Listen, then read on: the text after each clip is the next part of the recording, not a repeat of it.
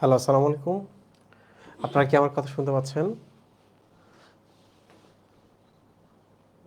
আচ্ছা, ওকে, very good. তাহলে আমরা নাইট্রোজেন সংবন্ধনটা দেখলাম এবং এটা আমরা ফার্স্ট প্রায়োরিটি হিসাবে এটাকে ট্রিট করব। হ্যাঁ, এখান থেকে প্রশ্ন আসবে। সো এখানে লিখে রাখো ফার্স্ট প্রায়োরিটি। পরীক্ষার হলে যাওয়ার আগে হলে আমাদের আবার চেক করে যেতে হবে। এবার চলে আসি আমরা নাইট্রিফিকেশনে। হ্যাঁ, নাইট্রিফিকেশন মানে কি এই জিনিসটা জানতে হবে। হ্যাঁ, অ্যামোনিয়াকে নাইট্রেটে পরিণত করাকে বলে নাইট্রিফিকেশন। দুইটা উপধাপে হয়।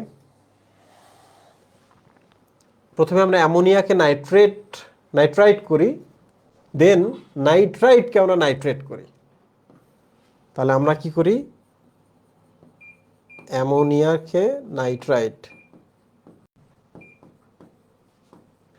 দেন নাইট্রাইটকে আমরা নাইট্রেট করি। এই জিনিসটা একটু খেয়াল করো। আমরা দেখলাম তো নাইট্রোজেন সংবন্ধন যারা অ্যাড করে দিচ্ছে, কিন্তু এই নাইট্রোজেনটা কনভার্সনটা হচ্ছে নাইট্রিফিকেশন। নাইট্রোজেনের কনভার্সন, যেমন অ্যামোনিয়া থেকে যে নাইট্রেট হচ্ছে, এই কনভার্সনটার নামই হচ্ছে নাইট্রিফিকেশন। উদ্ভিদে অ্যাড করে দেওয়াটাকে বলা হচ্ছে নাইট্রোজেন সংবন্ধন। সো শেষ করি আমরা এবার। দেখো, প্রথম ধাপে নাইট্রোসোমোনাস এবং নাইট্রোকক্কাস। একটু খেয়াল করো, এই যে এখানে নাইট্রোসোমোনাস এবং নাইট্রোকক্কাস এখানে কাজ করে, আর পরেরটাতে হচ্ছে নাইট্রোব্যাক্টর কাজ করে। সো আমরা একটু দেখি এখানে এই আস যেটা, সেটা প্রথমেই কাজ করে। কারণ আস বা আমরা আমরা সবার আগে সার্ভিস নেব, আমরা সবার আগে খানাটা খাবো, আমরা সবার আগে বিয়ে বাড়িতে ফার্স্ট সেটিংয়ে আমরা খেয়ে ফেলবো।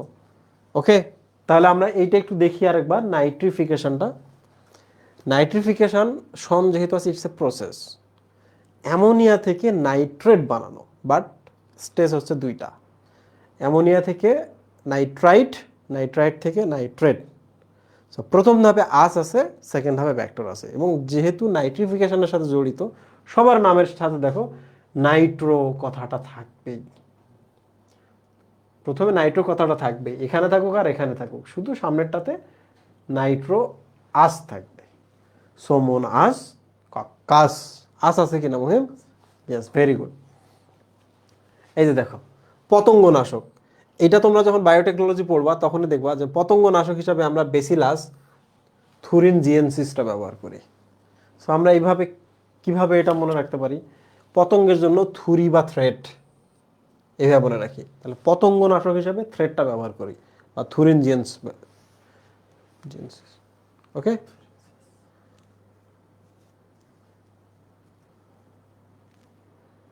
আচ্ছা, ঠিক আছে।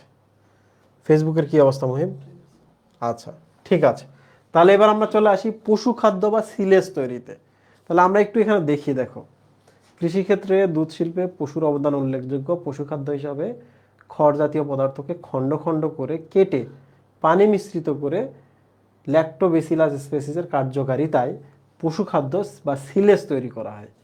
ইস্ট মিশ্রিত খাদ্য খাওয়ালে গাভীর দুধের গুণগত মান বৃদ্ধি পায়।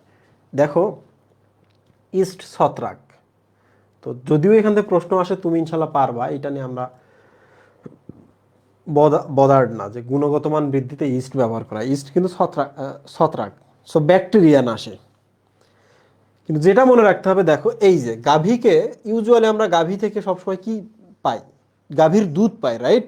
তাহলে গাভীর দুধ পাই, সো এক্ষেত্রে আমরা কিন্তু ল্যাক্টোবেসিলাস স্পেসিস ব্যবহার করব। ল্যাক্টো মানে ল্যাক্টো বা দুধ। ওকে, ল্যাক্টো মানে অ্যাকচুয়ালি হোয়াইট, যেহেতু দুধ হোয়াইট এই জন্য আমরা এটাকে ল্যাক্টো বলি। কি মনে থাকবে বলো? গাভীকে খাওয়াবো ডেফিনেটলি ল্যাক্টোবেসিলাস।